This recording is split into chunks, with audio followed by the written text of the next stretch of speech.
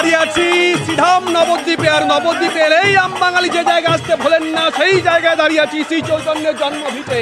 কাতারে কাতারে মানুষ সকাল থেকে এখানে আসতে শুরু করে দিয়েছেন। রাজ্যের বিভিন্ন প্রান্তের মানুষ, দেশের বিভিন্ন প্রান্তের মানুষ।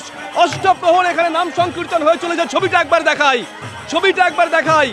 বিভিন্ন প্রান্তের মানুষ আসতে শুরু করে দিয়েছেন। কোথা থেকে এসেছেন?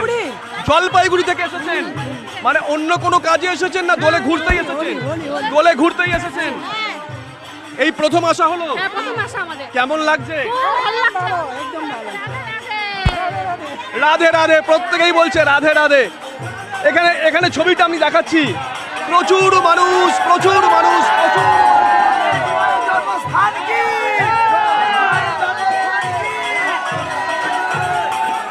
প্রতিবার আসা হয়? প্রত্যেকবার আসা হয়। মানে পাড়ায় রং খেলা হয় না? হ্যাঁ, পাড়ায় থাকলে হয়, পাড়ায় থাকলে হয়, পাড়ায় না থাকলে এখানেই। এরপরে কি এখান থেকে বেরিয়ে মায়াপুর ইস্কন মন্দির। আর খাওয়া দাওয়া? এখানে প্রচুর খাওয়া দাওয়ার ব্যবস্থা আছে। প্রত্যেক মন্দিরে খাওয়া দাওয়ার ব্যবস্থা। আজকে ভোগ নাকি? প্রত্যেক মন্দিরে আজকে ভোগ। এই হচ্ছে আজকের শ্রীধাম নবদ্বীপের ছবি।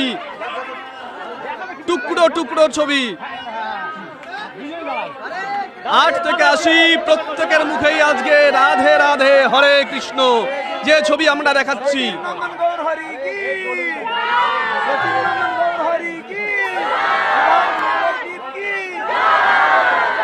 কেউ জলপাইগুড়ি থেকে এসেছেন, কেউ উত্তর 24 পরগনা থেকে এসেছেন, কেউ দক্ষিণ 24 পরগনা থেকে এসেছেন, কেউ এসেছেন রাজ্যের বাইরে থেকে, ভিন রাজ্য থেকে।